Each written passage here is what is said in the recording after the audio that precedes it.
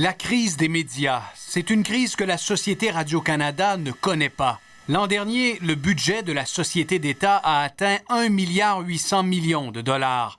Sa deuxième meilleure année de la dernière décennie. Malgré tout, le diffuseur manque encore d'argent, selon sa présidente. On a toujours besoin de trouver du financement. Catherine Tate multiplie les tribunes depuis le début de l'année.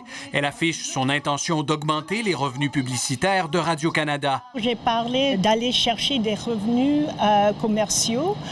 Des revenus de plus en plus rares que s'arrachent les médias privés. D'ailleurs, l'an dernier, les revenus publicitaires de la Société d'État ont dépassé les 318 millions, en hausse de près de 6 %, auxquels s'ajoutent 254 millions en redevances, abonnements et autres revenus, sans parler du gouvernement fédéral qui a aussi augmenté son financement public de 10 % à 1,2 milliard pour Radio-Canada. Résultat, les dépenses ont augmenté de 6 % en 2018.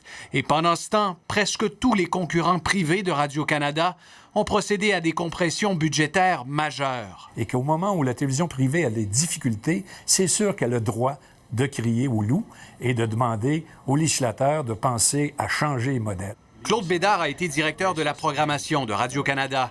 En cherchant davantage de revenus publicitaires, selon lui, le diffuseur public contribue à appauvrir les médias privés. Là, quand ça commence, l'assiette est un peu plus petite et on est autant de gens à manger autour de l'assiette, bien là, on joue des coudes et on trouve que, peut-être, Radio-Canada devrait avoir une part moins grande au gâteau. Le gouvernement fédéral devrait impérativement revoir le mandat de la Société d'État pour éviter qu'elle ne se livre à une concurrence déloyale. Quel gouvernement aura-t-il le courage de faire ça? C'est ça le problème. Que Radio-Canada cesse de concurrencer ces médias-là en télévision et sur le numérique, ce serait une autre façon de donner de l'oxygène à ces médias-là. Jean-Hugues Roy est responsable du programme de journalisme à l'UQAM. Selon lui, le mandat de Radio-Canada devrait reposer sur l'information avant tout.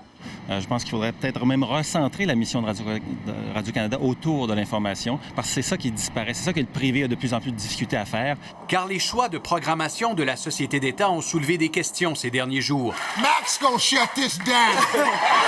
La CBC a annoncé en grande pompe qu'elle produira cet automne une adaptation canadienne de Family Feud, l'équivalent de la guerre des clans, une émission de divertissement qui concurrence directement les chaînes privées. Il devrait poser la question au gouvernement. À Ottawa, le ministre du Patrimoine s'est montré ouvert à revoir la mission du diffuseur public. Ça n'a pas été revu, le rôle de Radio-Canada avant l'entrée en fait, l'avènement d'Internet. Donc, il y a beaucoup de sujets comme ça qui sont fondamentaux. Le gouvernement Trudeau doit-il revoir le mandat de Radio-Canada? Doit-il s'assurer d'une saine concurrence dans l'industrie des médias? Pour l'instant, le ministre du Patrimoine dit vouloir attendre jusqu'en 2020 avant de se prononcer.